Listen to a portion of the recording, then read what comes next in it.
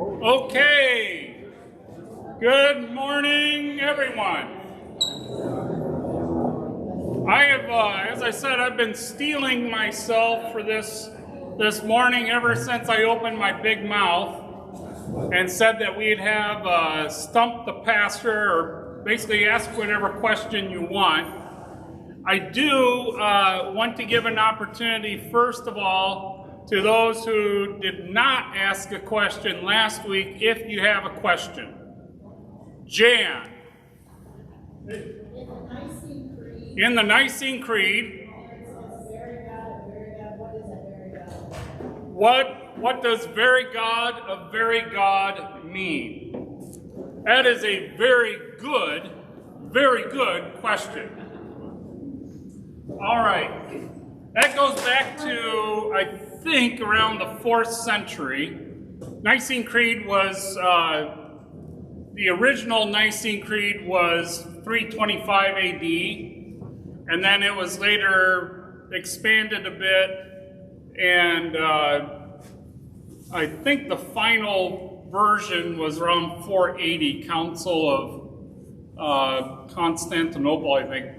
So it's technically the Nicene Constantinopolitan Creed. But there was, and this actually ties into Santa Claus, believe it or not.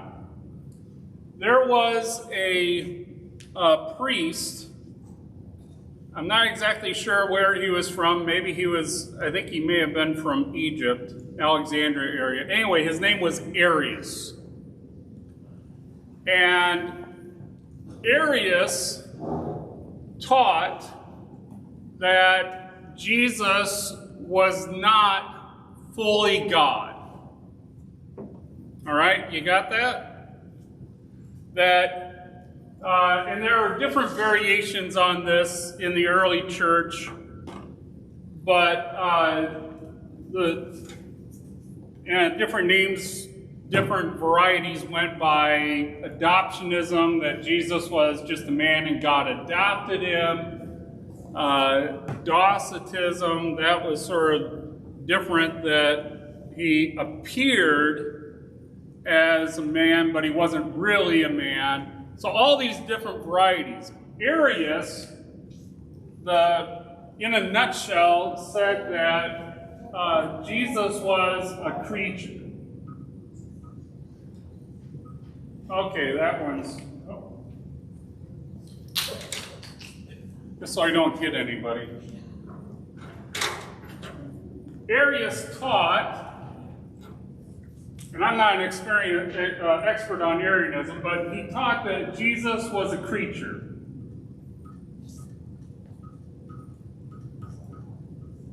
So there was a time when the Son was not. So he's not eternal, and he is a creature. And I can't remember if he applied that to Jesus as Jesus, or Jesus as the Greek word, the logos, the word, like logic. But anyway, so he denied the full divinity of Jesus, the second person of the Trinity. So for him, the only sort of one that's really, really God is the Father. And Arianism really took off and was popular and caused problems in the early church. And so they called a church council in Nicaea, at which St. Nicholas, I think it's Myra, was in attendance, as well as Arius. Now, St. Nicholas of Myra, we know as Santa Claus. And debate got pretty heated, and at one point, St. Nick punched Arius. And St. Nick actually ended up in the clink for a couple days, and then they let him out. But a quite famous story about St. Nicholas is he punched Arius. The conclusion of the Council of Nicaea was a clear rejection of Arianism. Now, after this, Arianism persisted for, I think, a couple hundred years and crops up, throughout time again and again. But the Nicene Creed takes the Apostles' Creed and expands it, and in such a way to emphasize Jesus' full divinity. And as a result, confessing this in church, if you were an Arian, could you say this? No. It was a way of rooting out secret Arians in the church who would bring in, with Arianism, destructive heresies. So that's one function of creed. Well, creed set a boundary. Creed sets a boundary. Those who are in, you believe this, and those who are out, you don't believe this. Now, this isn't quite the same, but you ever go to a Roman Catholic church and pray the Lord's Prayer? What invariably happens? We keep going on with, for thine is the kingdom, and everybody at that Roman Catholic church likes, oh, must be a Protestant, right? It singles you out. That's, in a way, part of the function of a creed. That, yeah, it expresses the inner cohesion, but it also distinguishes. Now, very God of very God. That, basically translation, true. It is, the very body and blood, or the true body and blood. So Jesus is, I shouldn't rely on that, and Jesus Christ is only God, Father Almighty. Oh, I always mix up the creeds. I'm sorry? And in one Lord Jesus Christ, only begotten Son, begotten, not made. So you have both a positive, this is what he is, and a negative, not made. There's Arius right there. This excludes Arians, because according to Arians, he was made. He was a creature. Begotten and made, being of one substance,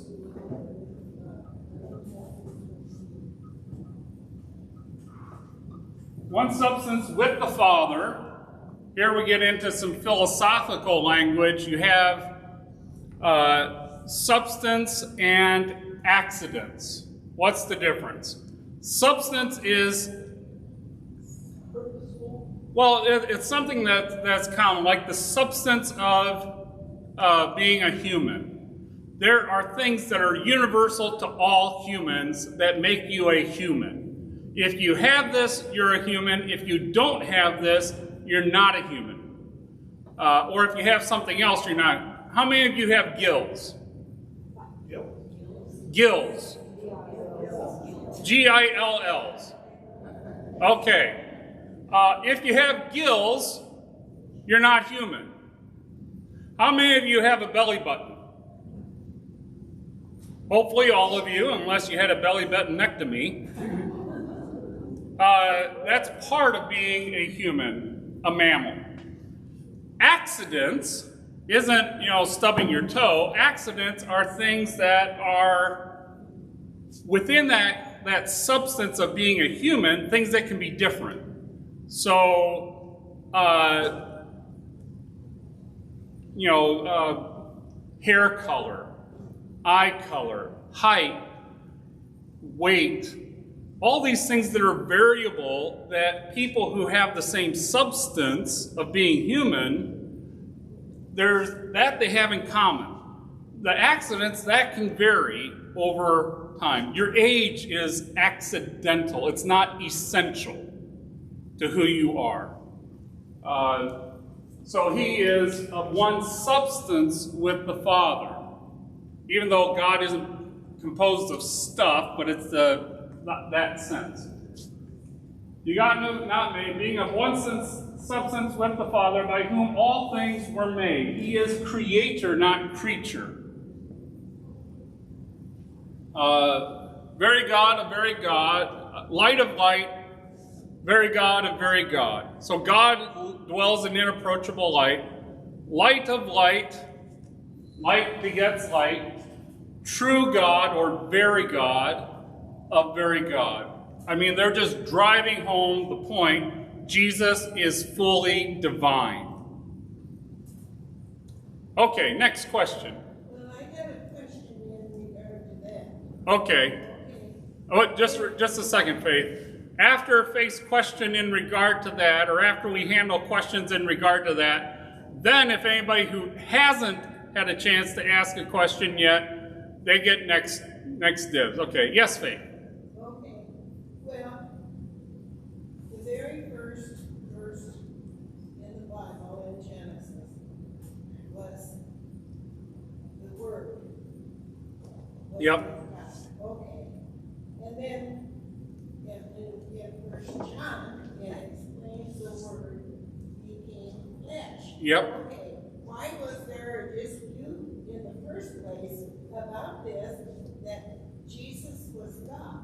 Because theologians like to argue, and human reason and philosophy get in the way. It's no different than the denial of miracles.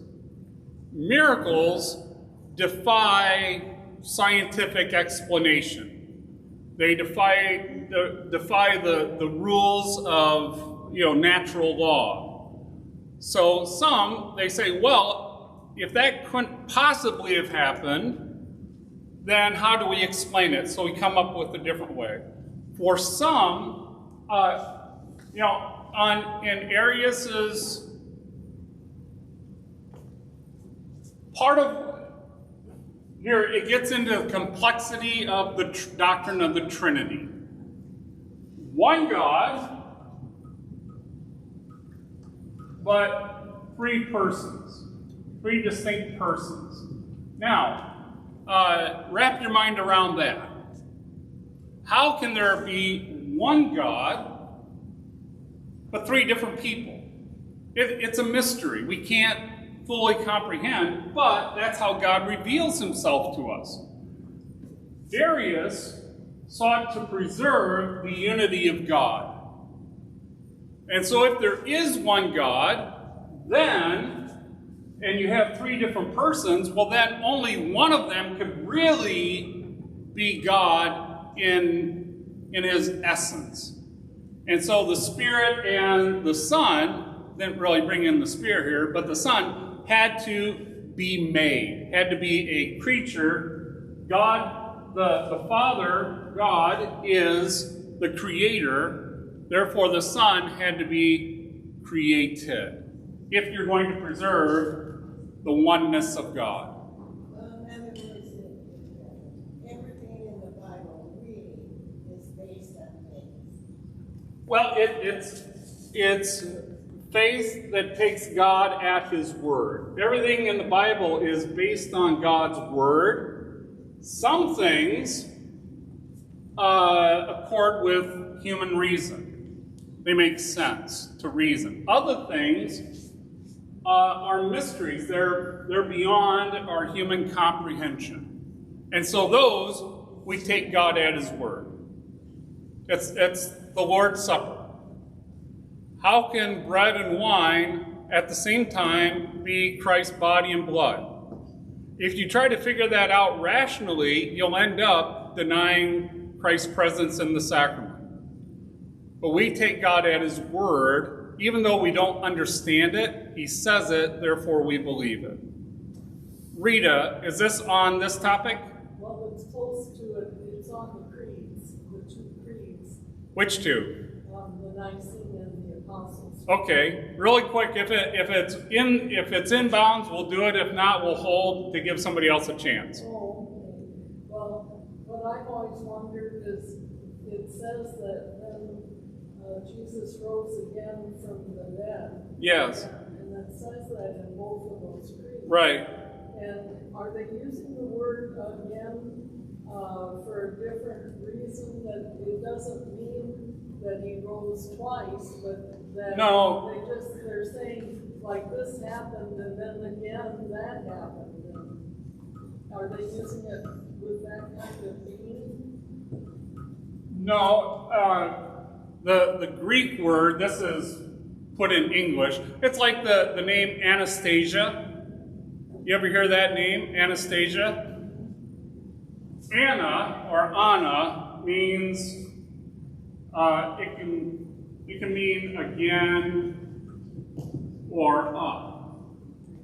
Stasi or stasis. That it stays static. Well, it's similar to static, but it means to stand. So, in the resurrection, well, when you die, what do? You lay down. When you resurrection, you anastasis, you stand up, or you stand again. It has to do with English translation.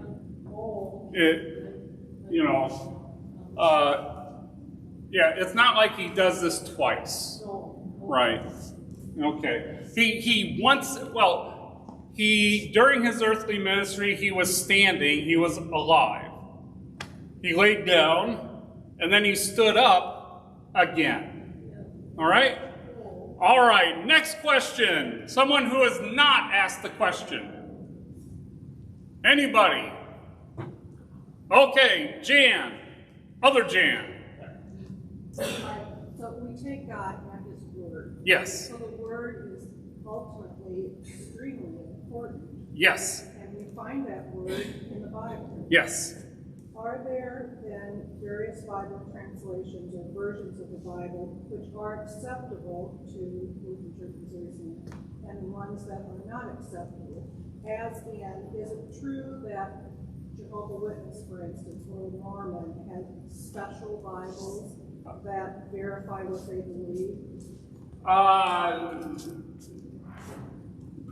don't know 100% on that, but I'm pretty sure they probably do. There's a saying I heard once, and it stuck with me.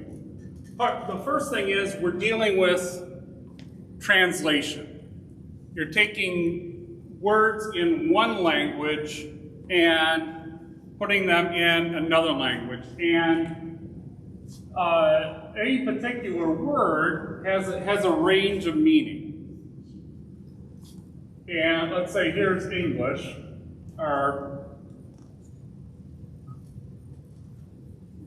here's Greek, and then there's English. Okay? I put that over a little too far.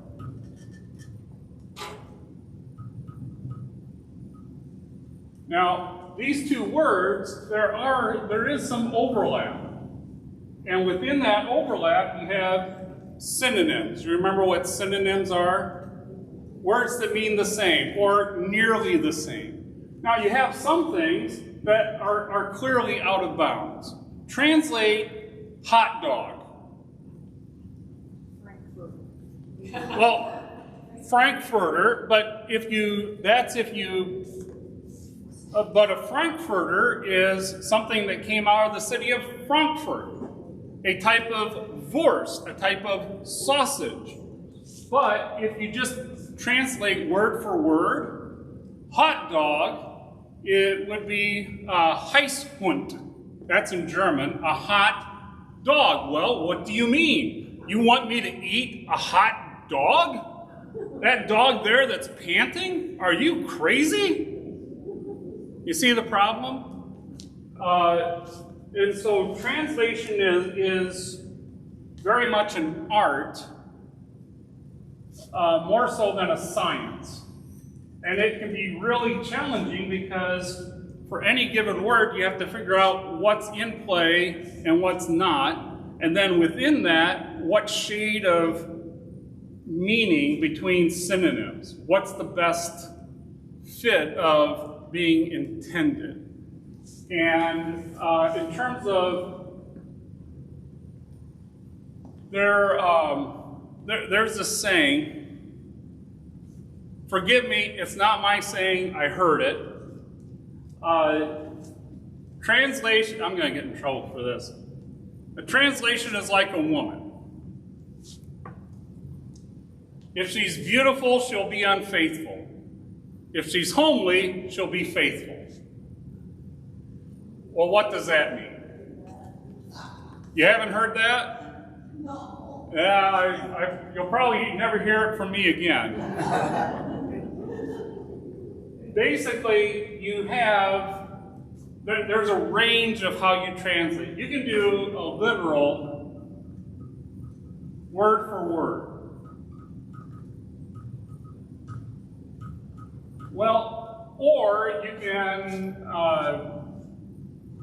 you can paraphrase. There's also what's called dynamic equivalent.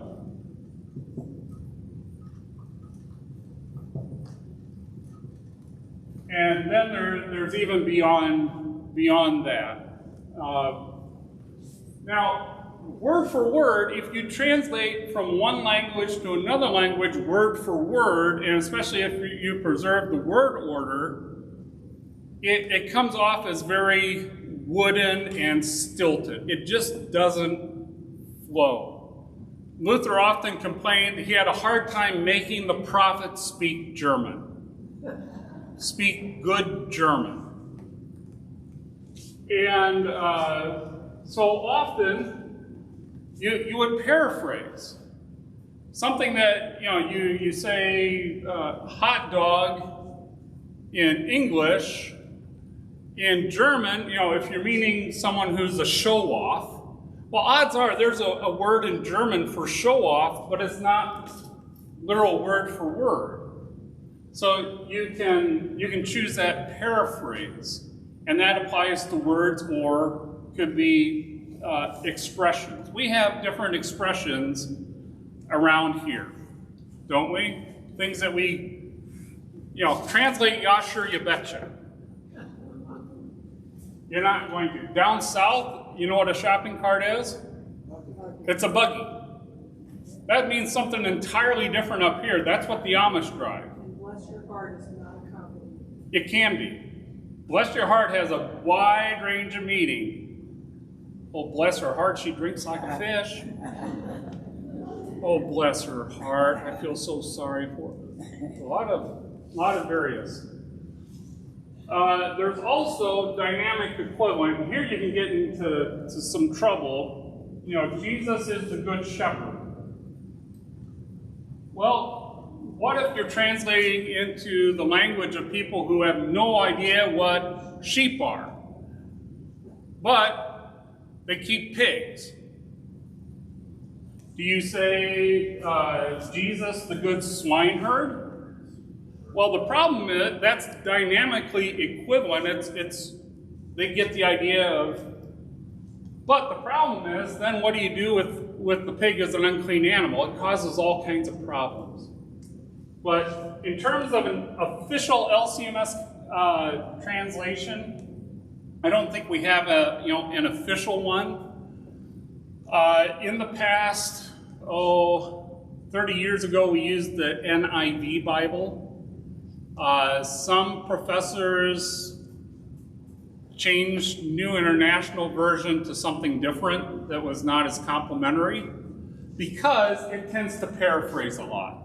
And I think myself personally, it paraphrases in places where it wouldn't really need to because we can get it, but it does. King James is, although dated, is a beautiful, it it combines sort of the literal approach, but it's poetic, it's beautiful. It just rolls off the tongue. Very unique. And right now our Pew Bibles are NIV, and we're not going to spend how much money to get different ones. The one the Synod uses now is the ESV, English Standard Version. And the King James Version, children of the King James are the New King James. And ESV is in the same tradition. A couple other ones. RSV is here. In general, we tend more towards further this side than this side. Sort of the extreme version on this end is the Living Bible, which it was actually, as I understand, it was a father who did a translation for his children. So there's not a lot of word for word. Another example of that might be like the Message. It has a lot of paraphrasing and putting in modern jargon. Rita, I'm just gonna, because I want to give everybody a chance. Anybody else have a question on this? Kevin? Ignoring the apocryphal books. Yes. What version in English does the Catholic Church use? Douay-Rheims? Yeah, they may use the Douay-Rheims as an English version, or I think they've come out with like an updated Douay-Rheims, the Catholic Bible, something like that. Douay-Rheims is just a translation of the Vulgate? I think so. Yeah, actually, I'm almost sure it is because I've learned Latin. And so I have the Latin and the Douay-Rheims because it's a translation of the Vulgate. So, yes, Faith. My understanding of the Catholic Bible, they have 3 more chapters in it that we don't. And they got, it is my understanding that they got, because I have relation in our campus, Yeah. and they were as, I don't know what, they thought they were as important as Yeah. the rest of the other books of the Bible. Yeah, you're talking about the Apocrypha. The Apocrypha, really, probably up until about 200 years ago, it was included in Luther's translation of the Bible. It's still used by, Luther preached sermons on apocryphal books. It's still in the Anglican Church, still the Roman Catholic Church. The reason it dropped out of most English Bibles is because it was no longer really used, so they didn't bother publishing it. The Apocrypha there's what's called the canon. Now that's not boom boom canon. It means a rule or a measure. And so we have 66 canonical books. And then I forget how many are in the Apocrypha, but those are called, I think, non-canonical or deuterocanonical.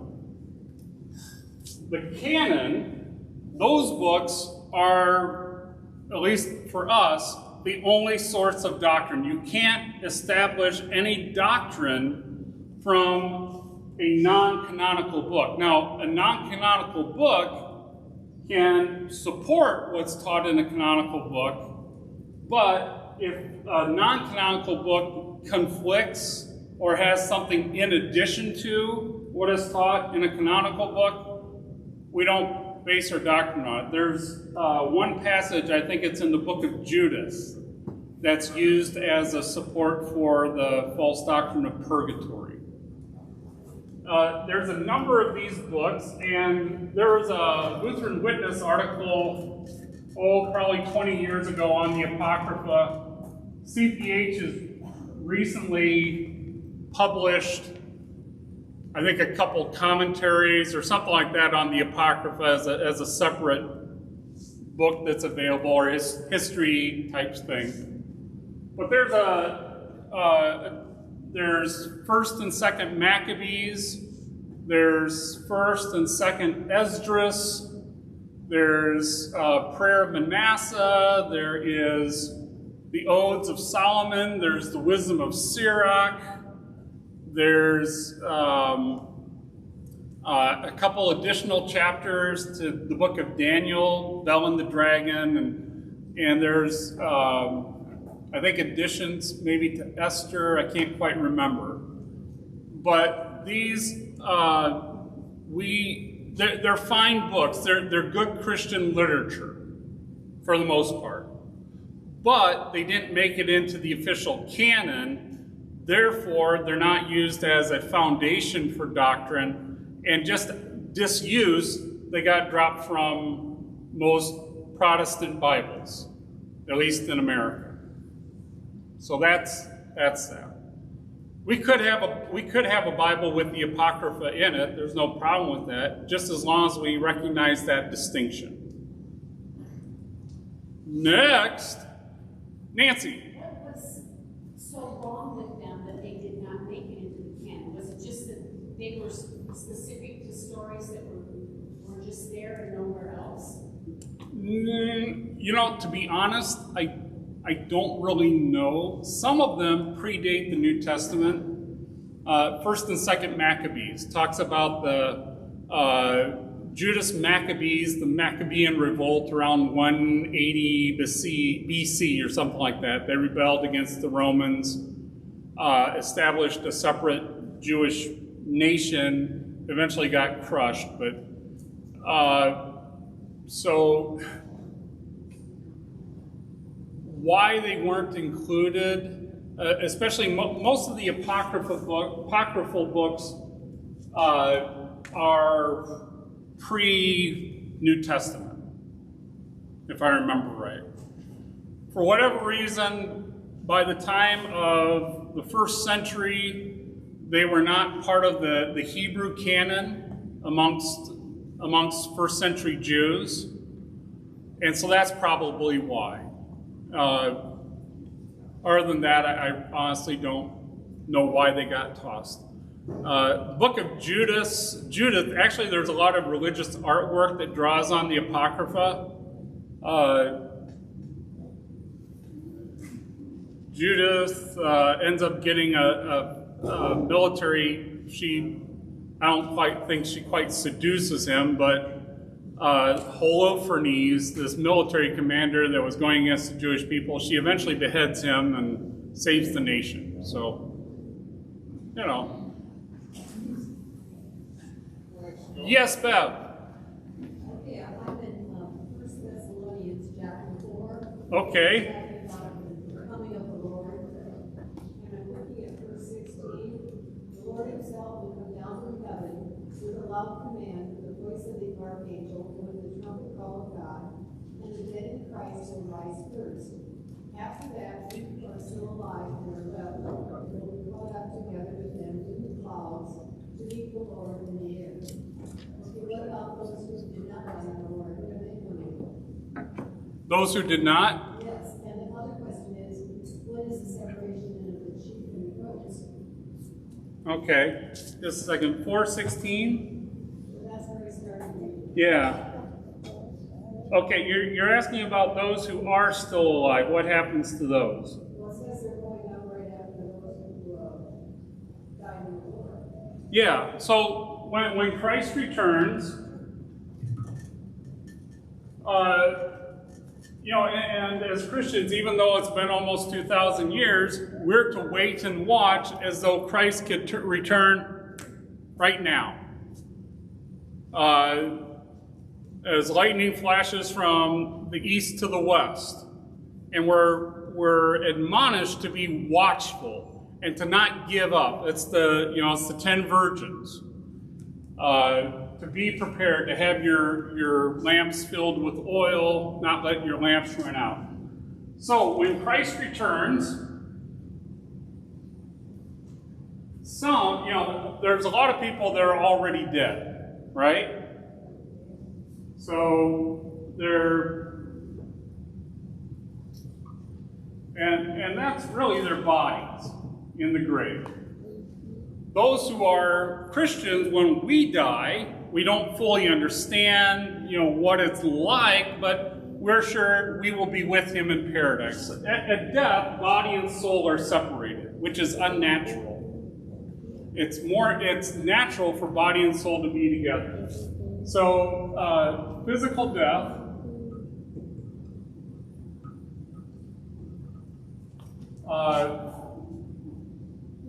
body goes into the ground, soul, paradise, with Christ, heaven, you name it.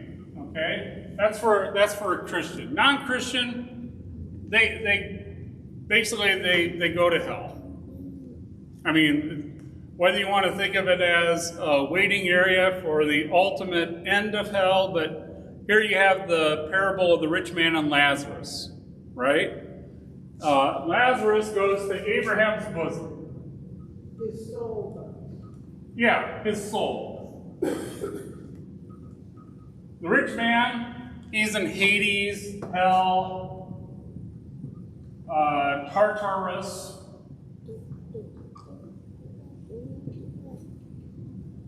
Gehenna. Anyway, he's in torment. Okay? So that's what happens at physical death.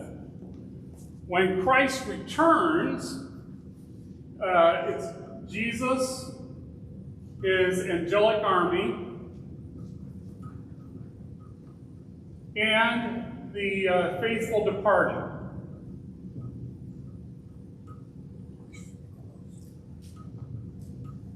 All come back when Christ returns. Now, when he returns, the faithful departed, their bodies are in the grave. They've been separated, body and soul. But there'll still be people that are alive, body and soul together, right? Both believers and unbelievers. When Paul says at that point, body and soul are reunited. Christ comes to raise, he raises the dead. That's all the dead, believers, unbelievers. Bodies and souls are put back together. All right? Everybody is once again body and soul and is once again animate, alive. Then, at that point, Paul says that we who are still alive, we will all be changed. Now, what is that change? Well, in the resurrection, our bodies that were mortal and perishable will be raised immortal and imperishable. So, someone died, they're buried, our bodies go the way of all flesh. In the resurrection, Christ calls us out of our graves and liberates our bodies from all the effects of death. So we get perfect bodies. That's Job. In my own eye, even though my flesh be thus corrupted, in my own flesh I shall see him, my Redeemer. So our bodies are restored. That goes to those who have died, their bodies have decayed, they're restored to perfect bodies, body and soul brought together. For those who are still alive, Paul says, we shall all be changed in a flash, in a twinkling of an eye. I mean, like that. And so our bodies, to one degree or another, our bodies look pretty dead. Have you looked at yourself in the mirror lately? I mean,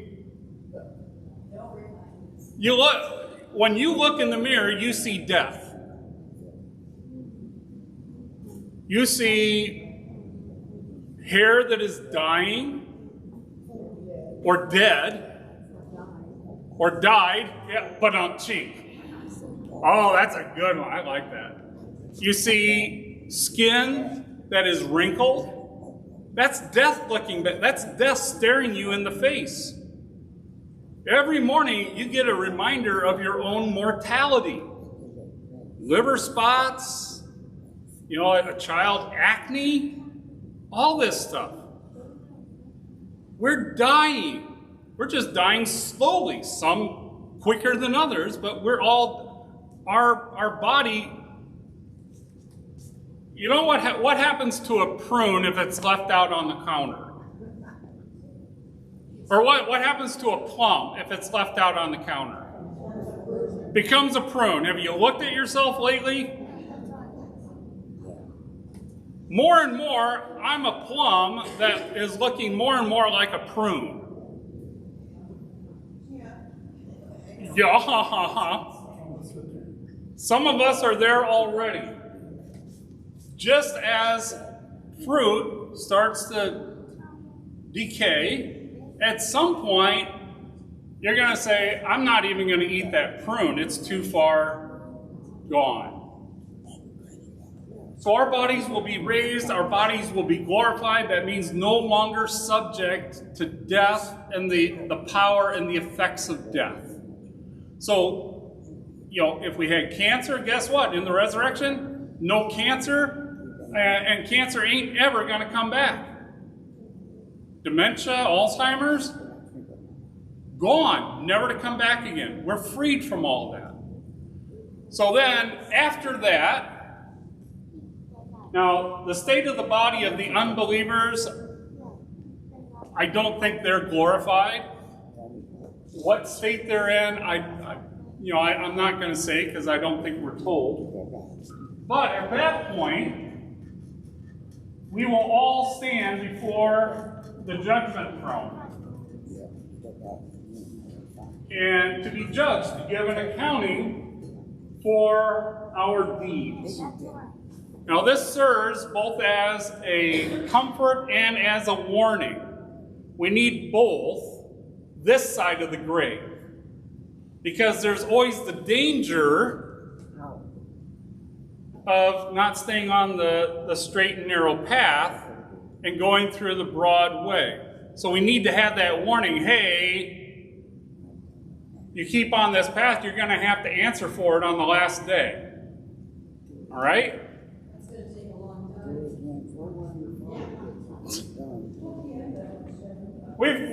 We've got eternity. But there is the initial judgment. The first judgment is between faith or unbelief. And here's your sheep and your goats. So, this faith is manifested, it is shown forth in good works. Now the thing is, we don't put the cart before the horse. We don't put good works before faith. I was hungry and you fed me. I was naked and you clothed me. I was thirsty, you gave me something to drink, etc., etc. Unbelief is manifested in evil works. You didn't feed me, you didn't do this, you didn't do that. Now, but the initial separation is between faith and unbelief. That's the first phase. And then the second phase is a judgment based on works. Now here, is there any mention of sin? Is there a weighing out of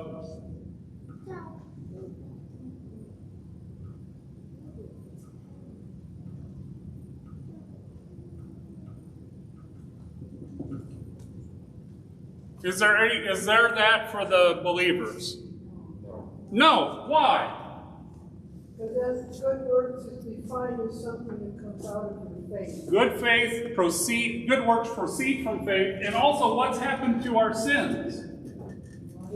It's wiped out. They're forgotten. They're forgiven. They're forgotten. So they don't even come into account. So all that's left, if you get rid of the sins because of Christ, all that's left are the good works to be judged.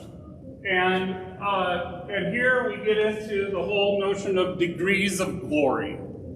Are there degrees of glory in paradise? Yes. Are we going to be jealous? No. But, some gold, some silver, some bronze, some straw, depending on what you build with. Some 5 talents, some 2 talents, some on down the line.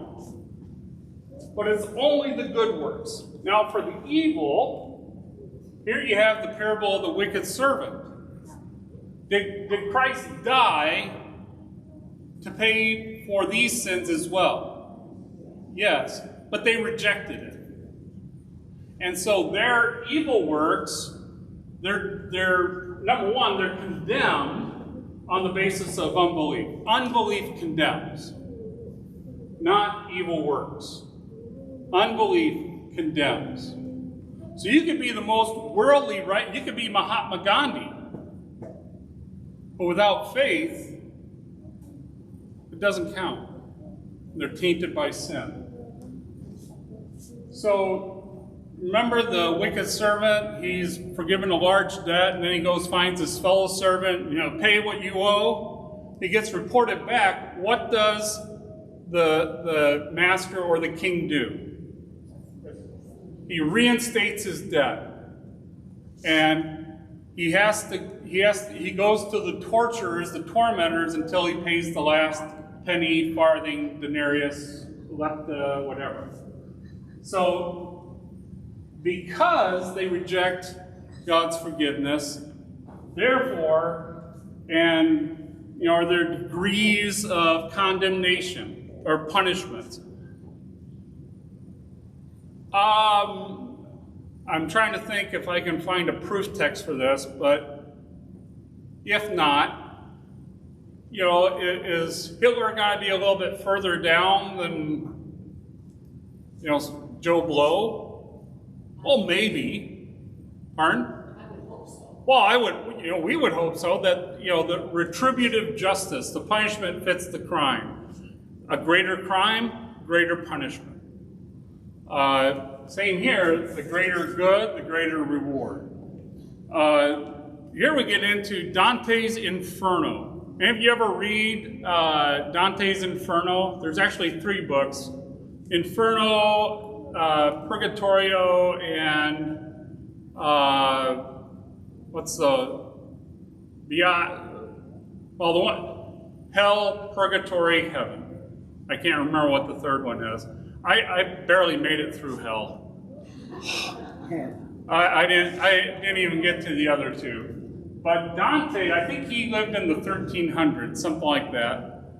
And anyway, according to Dante, this is all his imagination, but he saw hell as basically circles, a spiral down, and there's 13 of them.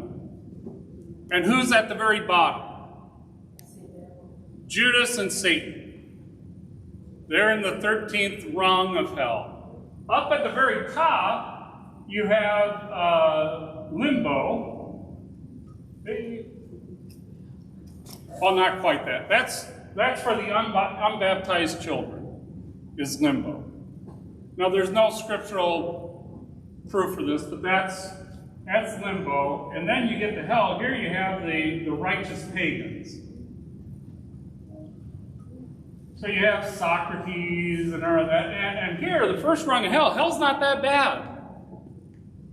There's no punishment, nothing. You're just kind of hanging out, because they had a high view of the righteous pagans. They couldn't say you're in heaven because they weren't Christians, but they noticed all the good, many good things. So they're in hell, but hell's not that bad. Now you get a little bit further down, it kind of goes through different grades of sin. At one point, he puts a couple prior popes, and in one of them, they're buried with their heads in the ground and their posteriors up in the air. He didn't like those popes very well. Yeah. A little bit higher up, you have, youthful passions of lust. They're not as, but it gets worse and worse as you go down. Okay, does that answer your question, Bev?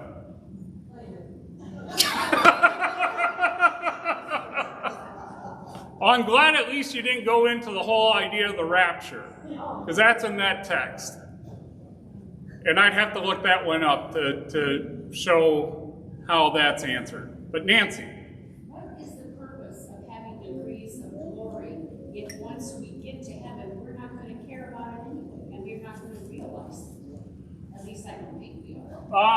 What's the purpose of degrees of glory if we're not going to care? We're not going to be jealous or whatever. Well, number one, it's an incentive. It spurs us on to be more fruitful in our Christian walk. Paul talks about an athlete, run so that you obtain the prize. Now we know most people cross the finish line. There was this one lady, poor lady, I think it was a lady 30 years ago. I don't know if you ever remember that, but it was a marathon, and she's like, oh. And they watched her. It was like watching O.J. Simpson in the Bronco, but it wasn't. It was this poor lady trying to make it across the finish line, and they watched her, and she crossed. But only one person gets first place, right? But everybody's trying to get first place. Because, there's a bigger purse or whatever. So there's that incentive aspect. But the incentive isn't so much for the reward itself, but because the motivation is love for God and love for neighbor, not love for self. I squirmed out of that one. Can I get a little more coffee? No?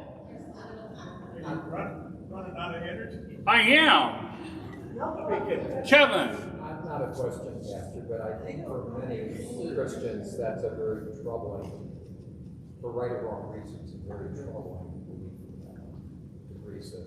The degrees of glory? Because we have it, and rightfully so, ingrained into us, we're saved by grace, not by works. What that does not mean is that it does not mean we should not do works. Quite the opposite. We should abound in good works because we're freed from the burden of having to earn grace for it. So it should be a lot easier for us to do good works purely motivated by love rather than fear of punishment or hope of reward. Karen.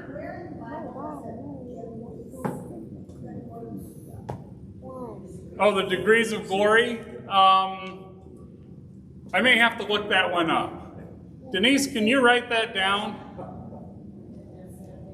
She's off. Where to find degrees of glory? That, or I could send you in to get my doctrine book, my systematics book, but it might be the one on your desk. Peeper Volume 3. Well, I'll write it down. Write it down, yeah. Off the top of my head, look in the concordance. There's probably about gold here. Can you look up gold and see if there's anything where it is in the New Testament?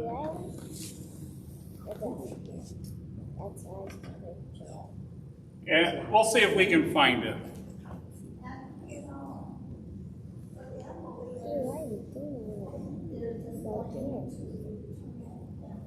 Yes. Fire, brimstone. That's what the Bible says. Yeah, some Christian groups deny the existence of hell altogether, because how could a loving God put people in torment forever? Well, he can. It's not a lack of love on his part, it's a lack of faith on their part. He loved them to the uttermost, and they said, thanks, but no thanks. So the damned have only themselves to blame. We, the saved, have only God to give credit and honor to, not ourselves. But the damned, they have only themselves to blame. Yes, Jan? There was just a person, I can't remember where it was, that said he had died and gone to hell. Oh, near death. Near death, yeah, I don't know if he said he went to hell or he just observed it, but he said, the thing about it was you were alone. There wasn't any way to get in contact with anybody else, you were just alone the whole time, and that was devastating to him. Yeah, we are not, I mean, near-death experiences, I'm not quite sure what to do with those, because sometimes you have unbelievers that, hey, it was all great, I saw my relatives and all that. Is it, the psychology, brain chemistry thing, or is there spiritual things going on? Is that confirming them in their unbelief? Because you have a near-death experience like that, you're not a Christian, you say, well, what's the point if this is what death is like? But like that gentleman,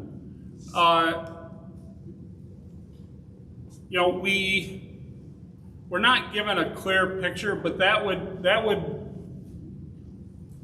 be hell, to be lone and isolated. It's not good for man to be alone. And that's not just because of all the trouble he'll stumble into. He needs a wife. We are not made to be islands unto ourselves. We need other people. And eternal loneliness, yeah, that'd be hell. Barb. Well, I was just, my thought about that loneliness is, God's not going to be at all present. And I think for myself, I'm not always consciously thinking that God's around me, but hell would be knowing that you're totally separated from God's love. I think that would be the alone. Yeah. And you will never have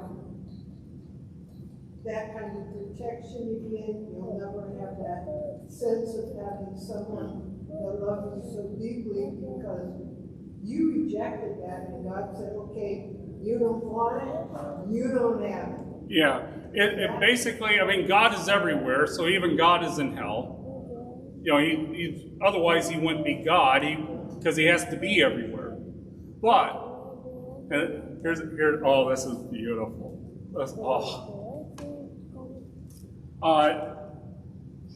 What is the final word that you hear from God, from the lips of the pastor, or what is God's final word to you on Sunday morning?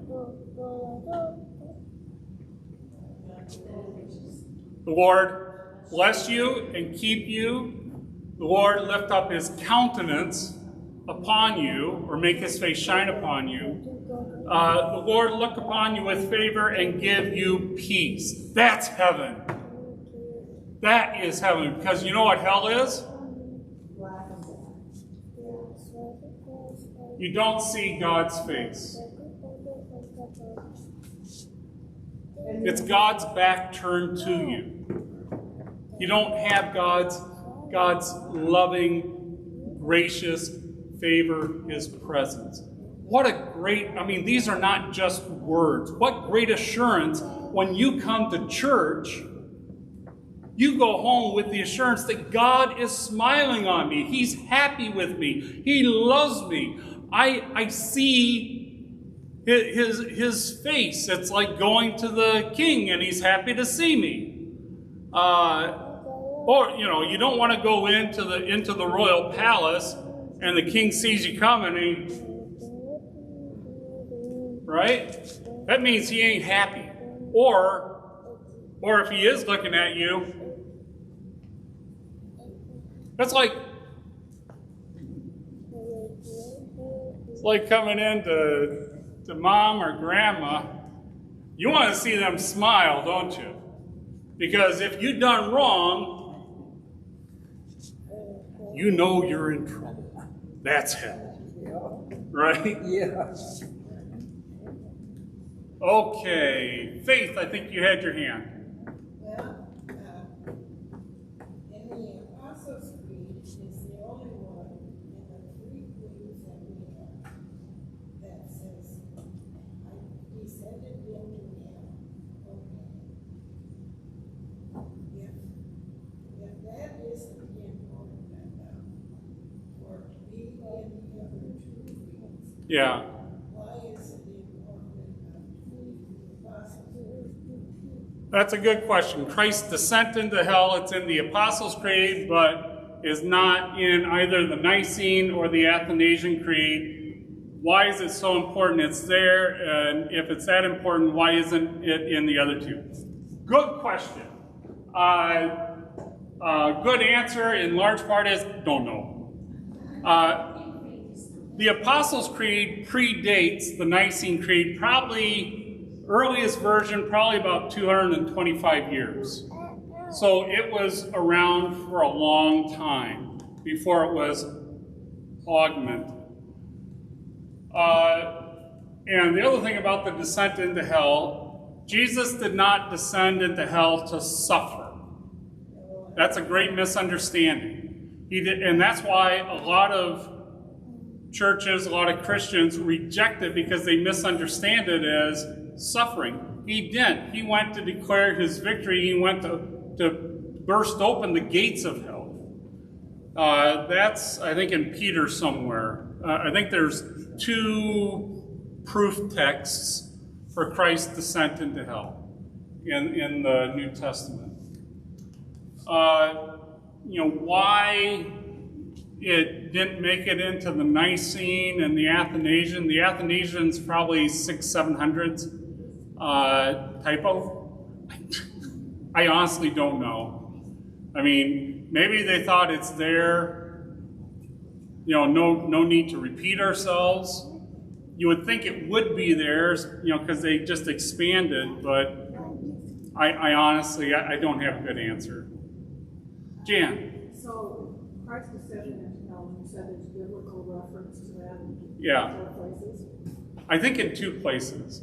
Who was it that wrote those references? I think Peter, I think it's in 1 Peter somewhere, and I forget the other place. So is it there because Christ Jesus told Peter that's where he'd been? I'm assuming. That's what he'd been doing, was a victory lap in hell? What Yeah. had he been doing for the last 3 days? Either Jesus or the Holy Spirit, through inspiration told Peter. Maybe you look up straw. Yeah, the gold has too many references. Yeah, don't worry, I'll look it up in my textbook. Kevin. Maybe the subject of a separate course by you, apostolic succession, why some churches, even some Lutherans now apparently. Oh, yeah, there are some that, apostolic succession. The idea of apostolic succession, there is a right way and a wrong way to think about apostolic succession. Apostolic succession means it's handing over. Apostolic succession is like the baton in a relay race. Okay, and in Roman Catholic theology, who first had the baton? Peter. And so Peter handed it off to the next pope. And that pope handed it off to the next, and basically split up the batons, and he handed it off to different bishops and under his authority. So it all starts with Peter, and then those bishops, as they ordain priests or deacons, the baton. And so the idea is, and through the ordination laying on of hands, the idea is that, and this is demonstrably not true. Just historically, it's demonstrably not true. But, so if you're a priest, you can trace back to your bishop, who can trace back to his bishop, or let's cut to the chase here. Back to the present pope, who can trace back to his predecessor, all the way back to Peter. That's, and it's a physical handing off of apostolic succession. And so if the Pope hasn't consecrated your bishop who ordains you, then you are outside that succession. And this was a big concern at the time of Reformation, because all the bishops got excommunicated. How can we have pastors if we don't have apostolic succession? That was an issue in the Missouri Synod, because the bishop who brought him over, Martin Stephan, they elected as bishop, he was accused of some hanky-panky, and he got sent across the Mississippi. And then the question was, well, is our ministry legitimate or not? Because we don't have a bishop. And who's going to ordain our pastors? Are they going to be legitimate pastors or illegitimate pastors? Well, that is basic Roman Catholic theology. And this has to do with the person. Person to person to person to person. Now, if you look through the history of the Roman Catholic Church, and we're not immune to this, but you look at the popes. These were not the holiest of men. They did some pretty awful things. And there are breaks. A lot of times the breaks are because the Pope got martyred early on. Well, so they elected somebody to replace him, but it wasn't that person of that Pope who laid hands on his successor. Now, a legitimate way of thinking of apostolic succession, and you're right, there are some Lutherans that believe that, should through a bishop. Now, a true apostolic succession doesn't rely on the person, but on the doctrine. So we have succession not from the persons of the apostles, but from the doctrine of the apostles. So that is what is handed over. So the doctrine that we teach is the same doctrine taught by the apostles, which has been handed down over the centuries. Because the doctrine is pure. People, not so pure. So if push comes to shove, if you have a bad pope or a bad bishop or a bad pastor, what should you do? Kick them out, and if you can't kick them out, then leave and go where the pure doctrine is proclaimed. That's true apostolic succession. Okay, we are at the end of our time. Do you want to continue this? Okay, I see some head nodding. Okay, we'll keep doing this as long as you want, really. It's kind of fun.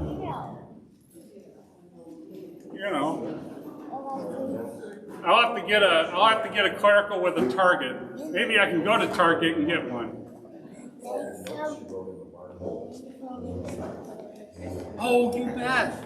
Thank you.